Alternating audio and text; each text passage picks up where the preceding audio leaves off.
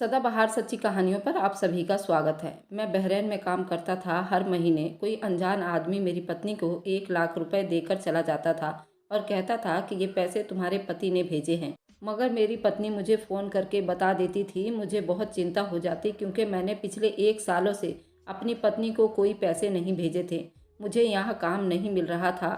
इस बार उस आदमी ने मेरी पत्नी को 60 लाख रुपए दिए। पत्नी ने उन पैसों का एक नया मकान खरीद लिया। पत्नी वीडियो कॉल पर मकान मुझे दिखाया करती थी। मैं उसी टाइम हिंदुस्तान आ गया। मेरा कलेजा फट कर रह गया था जब वह आदमी। अब सुनिए मेरी कहानी मेरी जुबानी। मेरा नाम राजेश है। मेरे पापा पीओपी डिज़ाइन के ठेकेदार थे। एक बार किसी के घर की दूसरी मंजिल के छज्जे की पीओपी डिज़ाइन कर रहे थे। वहाँ से पैर फिसल जाने पर ज़मीन पर गिरते ही उनकी टांग टूट गई। वह काम कुछ सालों के लिए बिल्कुल बंद हो गया। जो जमा पूंजी थी वो मेरे पापा के इलाज में लग गई, जिसकी वजह से घर में भुखमरी की नौबत आ गई। मैंने होश संभालते ही पापा का हाथ बटाने की वजह से छोटा मोटा काम करना शुरू कर दिया था। पापा संभले तो दोबारा काम पर लग गए, मगर पहले जैसी बात नहीं थी, इसलिए घर के हालात भी दोबारा नहीं संभल पाए थे। मगर जब मैं जवान हुआ तो अपने पैरों पर खड़ा होने के काबिल हो चुका था और इतना कमा लेता था कि दोबारा घर में कभी भुखमरी की नौबत नहीं आने दी। मेरी शादी मेरी माँ ने पास के गांव की एक लड़की से करवा दी थी। मेरी पत्नी की उम्र मुझसे बहुत छोटी थी, मगर बहुत समझदार और अक्लमंद लड़की थी। शादी के थोड़े दिन के बाद उसने पूरा घर संभाल लिया था। मैंने भी अब 2-3 जगह काम करना शुरू कर दिया था ताकि घर के हालात ज़्यादा अच्छे हो जाएं। शादी का कुछ साल हंसते मुस्कुराते बीत गए थे। उस बीच हमारे यहाँ पर पहले 2 जुड़वा बेटी हुई और फिर एक और बेटी हुई। इन 3 के आने के बाद घर में सब बिजी रहने लगे थे और उन छोटी छोटी शरारतों से सब बड़े खुश होते थे। मगर फिर हालात ने करवट बदल ली और मेरे पापा को किसी बड़े घर में 3 मंजिला का पीओपी का काम करने को मिल गया था। हम नहीं जानते थे कि उस बड़े काम से मेरे पापा को ऐसी मुश्किल का सामना करना पड़ेगा। हमारा पूरा घर बिखर कर रह जाएगा और हम सारी उम्र के लिए दोबारा नहीं संभल पाएंगे। पापा उस घर की पीओपी में बिजी हो गए और पहले से ज़्यादा लगन से काम करने लगे। लेकिन एक दिन ऐसी गलती हुई जो उनकी सारी मेहनत पर पानी फिर गया। करीब करीब 3 महीने से उस बिल्डिंग में काम कर रहे थे। पापा ने उस घर का इंटीरियर डिज़ाइन तैयार कर लिया था। उस घर के 2-3 दरवाजे दूसरे बने हुए रिहायशी मकान की तरफ भी खुलती थी। मेरे पापा अक्सर देर तक अकेले काम पर लगे रहते थे। एक दिन पापा अपने साथ के बाकी मजदूरों के साथ काम कर रहे थे कि घर का मालिक आया और उसने पापा से कहा कि वे सब घर वाले बहुत इमरजेंसी में कहीं जा रहे हैं। पापा और उनके मजदूर चाहें तो काम छोड़कर चले जाएं, क्योंकि उनकी वापसी का कुछ पता नहीं है। पापा ने देखा कि अभी पूरा दिन बाकी है। वे लालच में आ गए कि दिन खराब करने से तो अच्छा है वे काम करते रहें। पापा ने घर के मालिक से कह दिया कि वे लोग तसल्ली से अपने बाकी घर को बंद करके चले जाएं। पापा अपना काम पूरा करके ही वापस जाएंगे। घर के मालिक ने सर हिला दिया और वे लोग अपना घर बंद करके चले गए। उस दिन मजदूर भी वक्त पर फ्री होकर चले गए थे। पापा अकेले ही पीओपी डिज़ाइन का काम करते रहे। वक्त ख़त्म होने पर पापा अपना काम समाप्त करके उस घर के गेट को ताला लगाकर लौट आए थे और उस रात बहुत तसल्ली में थे कि जल्दी काम ख़त्म हो जाएगा, उन्हें पैसे मिल जाएंगे। मेरे यहाँ थोड़े दिनों में चौथे बच्चे की भी पैदाइश होने वाली थी। रात के देर तक सब घर वाले बैठकर घर में आने वाले नन्हे मेहमान के बारे में बातें कर रहे थे। फिर पापा थक कर सोने चले गए। अगले दिन सुबह सुबह हमारी आंख दरवाजे पर किसी की आने की आहट से खुली थी। सब उठकर बैठ गए थे। मैंने जाकर दरवाज़ा खोला तो मेरी तो जान ही निकल गई, क्योंकि सामने पुलिस खड़ी थी। उन्होंने पापा के बारे में पूछा था। उस बीच पापा भी दरवाजे पर आ गए थे। पापा ने उनके सवाल पर अपनी पहचान करवाई तो बोले कि तुम्हें अभी हमारे साथ थाने चलना होगा। हम सब घर वाले उस वक्त घबरा गए थे। मैंने घबराते हुए उस पुलिस वाले से वजह पूछी थी। उन्होंने पहले तो मुझे गुस्से से घूर कर देखा और फिर जो बात कही उस पर तो हम सभी हैरान रह गए थे। हम सभी पापा की गलती जानने से पहले उस डर में पड़ चुके थे कि पुलिस किस इल्ज़ाम पर पापा को लेने आई है तो उनसे छुटकारा पाना मुश्किल हो जाएगा। पापा के बार बार पूछने पर पुलिस वालों ने हमें बताया कि पापा जिस घर की इंटीरियर डिज़ाइन कर रहे थे वहाँ से अच्छा खासा सोना पैसा चोरी हो गया था। उन्होंने बताया कि जिस घर में इंटीरियर डिज़ाइन कर रहे थे उसका एक गेट पुराने घर की तरफ खुलता था। उस घर का ताला तोड़कर वहाँ से सारा सामान चोरी करके ले गया। जिस मकान में पापा इंटीरियर डिज़ाइन कर रहे थे उन लोगों ने सारा इल्ज़ाम पापा और उनके साथ काम करने वाले मज़दूरों पर लगाई थी। उस घर के मालिक ने पुलिस को बयान दिया कि इंटीरियर डिज़ाइन ठेकेदार घर में घुसे रहते थे और हर चीज़ का जायज़ा लेते रहते थे, और जब वे लोग इमरजेंसी में घर से गए तो इंटीरियर डिज़ाइन ठेकेदार ने मौके का फ़ायदा उठाकर वहीं रुक गए थे और उनके चले जाने के बाद आराम से चोरी कर ली। मेरे पापा अपनी कसम खा रहे थे, ये सब सरासर मुझ पर इल्ज़ाम है, उन्होंने उस घर का 1 रुपये भी नहीं उठाया था। ये बात पापा के कहने से पहले मैं खुद जानता था कि मेरे पापा कभी भी ऐसा नहीं कर सकते। कितना भी मुश्किल से मुश्किल हालात में भी क्यों ना हो, कभी चोरी करने का सोच भी नहीं सकते। हमने अपने घर में कई बार भूखमरी भी सही थी, तभी जुर्म नहीं किया, तो पापा क्या ज़रूरत थी ऐसे करते, जबकि अब तो हमारे घर के हालात भी संभल चुके थे। फिर पुलिस वाले हमारा पूरा घर छान कर चोरी का सामान ढूंढने लगे। घर में सोने की एक बाली तक भी मौजूद नहीं थी।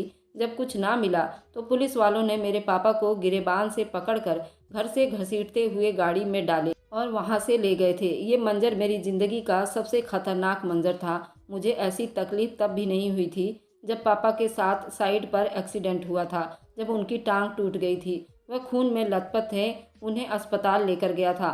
मेरा बूढ़ा बाप, जिसको घर से निकलते टाइम में हमेशा उनका पाँव छुआ करता था, आज मेरी नज़रों के सामने उन्हें बदतमीजी से घसीटते हुए ले जा रहा था। हमारे कानून और सब सरकारी कामों में इज्जत सिर्फ पैसों का ही होता है। यहाँ उम्र का लिहाज नहीं किया जाता, और शायद यही वजह है हमारे देश की कभी तरक्की नहीं हो पाई। जुर्म साबित होने से पहले ही गरीबों के साथ मुजरिमों की तरह व्यवहार किया जाता है। मेरी माँ अपना सीना पीटती रोती रह गई और मेरी बेटियां डरी सहमी हुई थीं। मेरी पत्नी अपना प्रेगनेंसी वाला पूरा भारी भरकम शरीर लेकर घबराई हुई थी। मेरी माँ को संभालती कभी अपनी बेटियों को बहलाने की कोशिश करती थी। मैंने माँ को तसल्ली दी, उनका दरवाज़ा बंद करके कहकर घर से निकला और सीधा थाने पहुँच गया। मैंने पापा से मिलने की बहुत कोशिश की, मगर मुझे मिलने नहीं दिया गया था। बहुत भाग दौड़ करके बाद में मुझे एक दोस्त ने बताया, उसका बड़ा भाई इसी थाने में पोस्टिंग में आया था।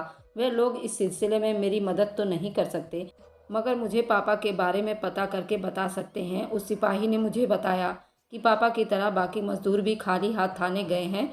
सब ने एक ही बयान दिया था, वे जल्द अपना काम करके वहाँ से चले गए थे। उसने थोड़ी बहुत पूछताछ करके उन्हें रिहा कर दिया गया था और चोरी का सारा इल्ज़ाम पापा पर आ गया था। पापा को जेल हो गई थी क्योंकि उस घर के मालिक ने कहा था जब तक पापा उनका सोना वापस नहीं कर देते तब तक उन्हें जेल में ही रहना होगा।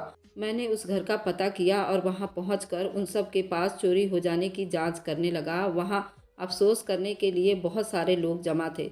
मैं उस आदमी को यकीन दिलाने की कोशिश की, मेरे पापा ऐसा नहीं कर सकते। मैं अपने पापा की पूरी जमानत लेता हूँ कि मेरे पापा चोर नहीं हैं। मैं आपके आगे हाथ जोड़ता हूँ, अपने बच्चों की और अपने माँ की कसम खाता हूँ। आप लोग पुलिस से कहकर असली चोर को ढूंढने की कोशिश करें, क्योंकि मेरा बाप सारी उम्र भी जेल में बैठा रहेगा तो भी आपका सामान कभी नहीं मिलेगा। उस आदमी के आगे इतने हाथ पैर जोड़ने के बाद भी वह आदमी भड़क उठा और मुझे धक्के देने लगा। वह गुस्से से न जाने मुझे क्या कुछ बोलता रहा कि तुम गरीब लोग दुनिया के सामने मासूम बनने की ढोंग रचाते रहते हो, खुद को गरीब बनाए रखते हो, मगर असल में तुम लोगों का घर खाली करके अपना जायदाद बना लेते हो। मैं चुपचाप उसे देखता रहा। मेरी बार बार फरियाद पर भी उसने सिर्फ अपनी जुबान के तीर ही चलाए थे, बल्कि मेरे मुंह पर तमाचे भी मारकर मुझे धक्का देकर घर से बाहर निकाल दिया था। वह आदमी मेरी बात सुनने को तैयार ही नहीं था। उसके साथ खड़े उस जैसे कुछ पढ़े लिखे खाते पीते ऐसे लोग भी थे जो मेरे साथ होने वाले व्यवहार पर हंस रहे थे, उस आदमी को रोक रहे थे, मगर वह किसी की नहीं सुन रहा था। वे लोगों के रोकने पर उल्टा चीखने लगा। उसके बच्चों की शादी होने वाली थी। वह सारा जेवर कुछ ही दिन पहले घर में लाया था और मेरे बाप ने वह सब कुछ चुरा लिया है। वह बोल रहा था, मैं अब अपनी बेटी और बेटे के ससुराल वालों को क्या मुंह दिखाऊंगा। मैं सोच में पड़ गया था कि सिर्फ सोना ना देने पर क्या अमीरों के यहाँ शादी नहीं हो सकती? क्या उनकी शादी सोने के बगैर अच्छी नहीं होगी? मुझे भी एहसास था कि जमा पूंजी चाहे गरीब का हो या अमीर की, सबके लिए अहम होती है, मगर बगैर सबूत के लोग एक गरीब बूढ़े इंसान को जेल में डालकर उसके घर वालों को कितना परेशान कर रहे थे। मैं मायूस होकर उठा और वहां घर पहुंच गया, मगर मेरे घर के दरवाजे पर ताला लगा देखकर मेरे तो होश उड़ गए थे। मैंने घबराकर अपने साथ वालों का दरवाज़ा बजाकर अपनी पत्नी और माँ का पूछा तो वह बोले कि शाम के टाइम मेरी पत्नी की तबीयत अचानक खराब हो जाने की वजह से मेरी माँ उसे करीब के अस्पताल में ले गई थी। मैं भागा भागा वहाँ पहुँचा तो मेरी माँ उदास चेहरा लिए सामने खड़ी थी। मैं माँ तक पहुँचा तो माँ उम्मीद लगाए पापा के बारे में पूछने लगी। मैंने मायूसी से सर झुका लिया था। वह गुमसुम सी हो गई। मैंने माँ को तसल्ली दी। अपनी पत्नी का पूछा। एक नर्स मुझे मुबारकबाद देने लगी क्योंकि इस बार मेरा बेटा हुआ था। मुझे बताकर मेरी माँ फूट फूट कर रोने लगी थी। मेरे चुप करवाने पर बोली कि काश हम लालच ना करते, तुम्हारे पापा को ये काम लेने से मना कर देते। उनकी सेहत वैसे भी अब पहले जैसी नहीं थी। मैं अपनी माँ को सीने से लगाए तसल्लियाँ देता रहा। पापा बेकसूर हैं और ये बात जल्द साबित हो जाएगी। मेरी पत्नी की हालत संभली तो मैं उसे घर ले आया। मैं पापा के लिए भी भाग दौड़ कर रहा था। उस दिन की बेइज्जती को भूलकर मैं कई बार उस मालिक के घर दोबारा गया था क्योंकि मुझ जैसा गरीब इंसान अपने पापा के लिए वकील नहीं कर सकता था। मेरे पास भगवान का सहारा था। उसके बाद वह इंसान का आसरा था जो कि पापा को बेकसूर मानकर माफ़ कर देता, मगर वह मेरी बात सुनने को ही तैयार नहीं था। उसे यकीन था हम उसका पैसा छुपाकर बैठे हैं। वह हर बार यही बात दोहराता था कि अगर मैं उसका सामान लौटा दूं तो वह पापा को माफ़ कर देगा। उस बीच मेरे पापा से मेरी मुलाकात बहुत बार हुई थी। मैंने उनसे मिलने गया था। मेरा सब्र अब उनकी हालत को देखकर जवाब देने लगा था। वे बहुत ही बीमार और बुरी हालत में जेल में एक कोने में बैठे हुए थे। मैंने अपनी बेटे का बताया तो वो खुश होने लगे और बोले कि अपने बच्चों को मेरे बारे में कुछ मत बताना। उनसे कह देना मैं किसी काम से दूसरे शहर गया हूँ। मैं नहीं चाहता ये बात सुनकर सोचने लगे कि शायद उनका दादा चोर है। मेरा दिल मेरे पापा के उन शब्दों पर तड़प उठा था। गरीबी इंसान को कभी कभी बहुत बेबस कर देती है। अब मुझे पहली बार अपने गरीबी होने पर दुख हुआ था। मैंने पहली बार सोचा था अगर मैं अमीर होता तो आज ये हालात नहीं होते। पापा को यूं बेगुनाही में जेल नहीं काटने पड़ते। मुझे यूं किसी के पैर नहीं पड़ने पड़ते। ये बात पापा के सामने दोहराई तो मुझे समझाने लगे कि गरीबी बुरी चीज़ नहीं है। इंसान के हालात और उसकी ज़िंदगी को तय करने वाला सिर्फ ईश्वर है। ईश्वर कभी भी इंसानों से नाइंसाफ़ी नहीं करता। गरीबी को गाली बनाने वाले ये ज़मीनी लोग होते हैं जो गरीब को जुल्म की चक्की में पीस कर अपने आप को सही और अच्छा इंसान समझ बैठते हैं। पापा को तसल्लियाँ देकर लौट आया था और उनके बाद मुझे पूरा 1 साल हर बार पापा से मिलने के जेल ही जाना पड़ा था। पापा को घर वापस आना नसीब नहीं हुआ था। जेल में रहकर बीमार और कमज़ोर हो गए थे। मैं अपने माँ बाप की परेशानी में बहुत परेशान हो चुका था। 1 साल के बाद मेरी माँ का सब्र भी जवाब दे गया और पापा के इंतज़ार में ही दुनिया से चली गई थी। मैं अभी पापा को माँ की मौत के बारे में बताने का सोच ही रहा था। एक दिन पापा की मौत की खबर मुझे मिली। दोनों दुनिया वालों की जिल्लत से थक कर ईश्वर को प्यारे हो गए थे। मैं पीछे उनका गम सीने से दफन कर दिया। अपनी पत्नी और बच्चों के लिए मेहनत मजदूरी में लग गया था। मगर जाने किस्मत को क्या और मंजूर था। मेरा काम बराबर हर जगह से ख़त्म होने लगा था। मैंने 2 साल बहुत मेहनत करके ख़राब कर दिया, मगर घर में भूखमरी की नौबत आ गई थी। अपनी मासूम बच्चों को भूख से बिलखता देखकर मैं थक गया था। मैंने लोगों से कर्जा लिया और पैसा जमा करके बाहर चला गया था, मगर घर में भूखमरी की नौबत आ गई थी। अपनी मासूम बच्चों को भूख से बिलखता देखकर मैं थक गया था। मैंने बहरैन के मंदिर में साफ सफाई का काम किया करता था, मगर मैं पैसा घर भेजने के काबिल नहीं हो पा रहा था क्योंकि जिस आदमी ने मुझे उस काम पर लगवाया था वह धोखे से मेरी आधे से ज़्यादा तनख्वाह खुद रख लेता था और यही बात मुझे परेशान कर रही थी। मगर एक दिन पत्नी ने फ़ोन पर बताया कि मेरे भेजे हुए 2 लाख रुपए से उसने हमारी बेटियों के लिए ख़रीदारी की है और छोटा मोटा कर्जा भी चुका दिया है। ये सुनकर मैं हैरान हुआ था क्योंकि मैं तो 1 रुपये भी नहीं भेजता था। पत्नी की खुशी और बच्चों के चहकने पर मैं सच को छुपा गया था। अब मैं उस सोच में पड़ गया था कि मैं पैसे तो भेज ही नहीं रहा, फिर मेरी पत्नी को पैसा कौन भेजता है। इस बात को मैं अभी भूल नहीं पाया था कि अगले महीने फिर से मेरी पत्नी ने वैसे ही पैसा मिल जाने के बारे में मुझे बताए थे और कहा कि कोई आदमी उनको पैसे दे गया है। उसने कहा कि ये पैसे तुम्हारे पति ने भेजे हैं। मैं अपनी पत्नी को रोकना चाहता था, मगर हर बार बच्चों उन पैसों की अपनी ज़रूरत को पूरा करके खुशी बता देती थी। मेरी जुबान बंद हो जाती थी। मगर जब लगातार कई महीने तक इसी तरह मेरी पत्नी को 1-1 लाख रुपए मिल गए तो मैं ठिठक कर रह गया और न जाने वह कौन था जो खामखा मेरे घर में हर महीने में मेरे नाम पर 1 लाख रुपए भेज देता। मेरी पत्नी जवान औरत थी और मैं बच्चों का बाप था। ये बात मुझे घबराहट में डाल रही थी। इतनी बड़ी रकम के बदले कल को कुछ भी किया जा सकता था। इस बार तो मेरी पत्नी ने मेरी जान ही निकाल दी थी। क्योंकि वह आदमी उससे 60 लाख रुपए दे गया था और मेरी पत्नी ने एक नया मकान भी खरीद लिया था। इस बार मैं सब काम छोड़ छाड़ कर हिंदुस्तान आ गया था। घर पहुंचकर देखा तो मेरे घर के हालात काफ़ी हद तक बदल चुके थे। घर में अच्छा खाना पीना था और मेरी पत्नी को हर महीने मिलने वाले 1 लाख रुपए में उसने मेरा पूरा कर्जा भी उतार दिया था और एक नया मकान भी खरीद लिया था। मेरी ज़िंदगी अब आसान हो गई थी, मगर मुझे खामख्वाह पैसा देने वाले का नाम और वजह जाननी थी। मैं महीना ख़त्म होने का इंतज़ार करने लगा। जब वहाँ बंदा पैसा देने आया तो मैं ही दरवाज़ा खोलने गया। वह बंदा मुझे देखकर घबरा गया था। मैंने उसे रोककर सख्ती से सवाल किया, वह कौन है और क्यों हर महीने मेरे घर पैसे देने आता है? मेरे सवाल पर जब वह सर झुकाकर बोला तो मुझे एकदम से गुस्सा आ गया था।